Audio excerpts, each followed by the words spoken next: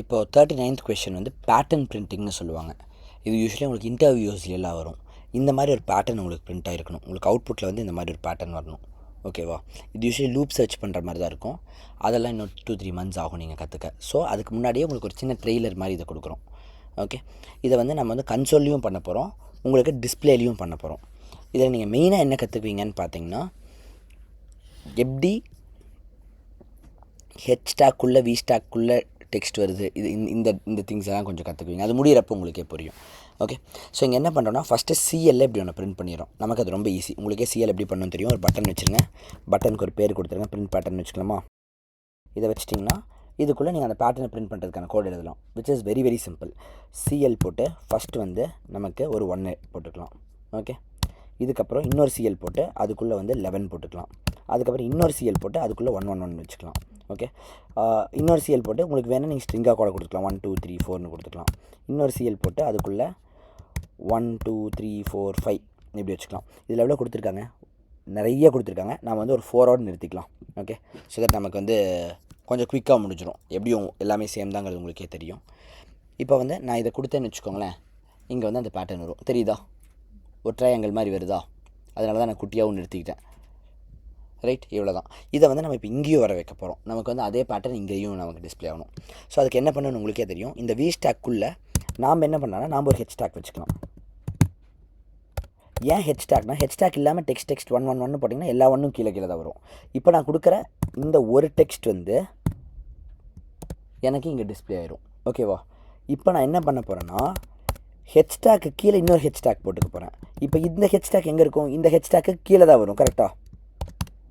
இப்போ இதுக்குள்ளே இன்னொரு டெக்ஸ்ட் போட்டு நான் வந்து 2-1 போட போகிறேன். அப்போ என்ன ஆகும்? இந்த 2-1 வந்து இது கீழே வந்துடும். தெரியுதா? இங்கே வந்து நான் வந்து ஒரு சின்ன ஸ்பேஸ்க்கு இது கொடுத்துக்குவேன். ஸோ தட் அது வந்து எனக்கு இந்த பேட்டர்ன் ஃபாலோ ஆகணுங்கிறதுக்காக ஒரு ஸ்பேஸ் கொடுத்தேன்னா தள்ளி வருது. தெரியுதா? இதே மாதிரி வருதா? இப்போது நான் வந்து எய்தர் 1-1 கொடுக்கலாம், இல்லைனா ஹெச்டாக்கில் ஒரு டெக்ஸ்ட் போட்டு ஒரு 1 போட்டு இன்னொரு டெக்ஸ்ட் 1 கூட கொடுக்கலாம். அப்போ ஐ திங்க் நான் வந்து இந்த ஸ்பேஸ் பற்றி கவலைப்பட தேவையில்லைன்னு நினைக்கிறேன். ஓகே, அதுக்குள்ளே இன்டர்னலாக ஸ்பேஸிங் ஆட் பண்ணுது. இப்போது அதுக்கு வந்து the one way we have is இன்னொரு டெக்ஸ்ட் போட்டு நம்ம வந்து அதை கொஞ்சம் ஸ்பேஸ் விட்டு நம்ம மேனேஜ் பண்ணிக்கலாம். ஸோ இதுக்கு கீழே மறுபடியும் நமக்கு 3-1 வேணுமா? இன்னொரு ஹெச் ஸ்டாக்கை போட்டுக்கலாம். புரியுதா? இப்போ இந்த ஹெச் ஸ்டாக் அதுக்கும் கீழே போகும்.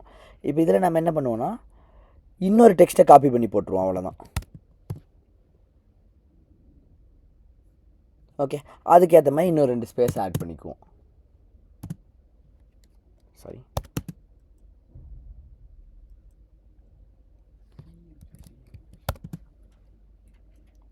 ஓகேவா? இப்போ இன்னொன்று வேணுன்னா நம்ம மறுபடியும் இதே தான் பண்ணுவோம். மறுபடியும் இதை காப்பி பண்ணி மறுபடியும் பேஸ்ட் பண்ணி இன்னொரு டெக்ஸ்ட் 1 போட்டோம்னா என்ன ஆகும்? 4வது 1 வந்துடும். இதை ஸ்பேஸ் பண்ணுங்கிறதுக்காக இங்கே ஒரு 2 ஸ்பேஸ் ஆட் பண்ணிட்டோம்னா நீட்டாக வந்துடும். வந்துருச்சா? இன்னும் ஒரு ஸ்பேஸ் ஆட் பண்ணி நினைக்கிறேன். வந்துருச்சா? இப்போ இங்கே இருக்கிற அதே பேட்டர்ன் இங்கேயும் வந்துருச்சா? இவ்வளோ தான். ஸோ இங்கே நம்ம என்ன பண்ணியிருக்கோன்னு பாருங்கள், 1-1-1-1-1 தான் போட்டிருக்கோம். ஏன் அது கீழேன்னா அது ஹெச்டாக்குள்ளே இருக்குது. கரெக்டாக? இப்போது இங்கே இது பார்க்குறதுக்கு இவ்வளோ ஜம்பிள்டாக பெருசாக தெரிஞ்சாலும் நீங்கள் ஹெச்டாக்கெல்லாம் ஃபோல்டு பண்ணிட்டீங்கன்னா உங்களுக்கு சிம்பிளாக தெரியும். இப்போ இதையும் ஃபோல்டு பண்ணியாச்சு, இதையும் ஃபோல்டு பண்ணியாச்சு, 3-1 இருக்கிறதையும் ஃபோல்டு பண்ணியாச்சு, 4-1 இருக்கிறதையும் ஃபோல்டு பண்ணியாச்சு.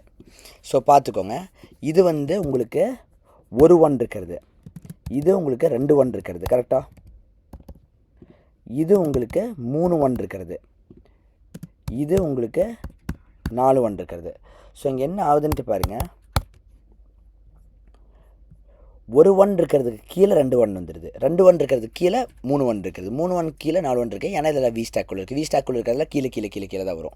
ஸோ இதுக்கு கீழே தான் இது வரும், இது கீழே தான் இது வரும், இது கீழே தான் இது வரும். அதனால தான் இப்படி இருக்குது. ஆனால் இந்த 3-1 ஹெச் ஸ்டாக்குள்ளே இருக்கிறதுனால அது சைடில் தான் வரும். புரிஞ்சிருச்சா இப்போ நான் சொன்னது? இவ்வளவு தான்.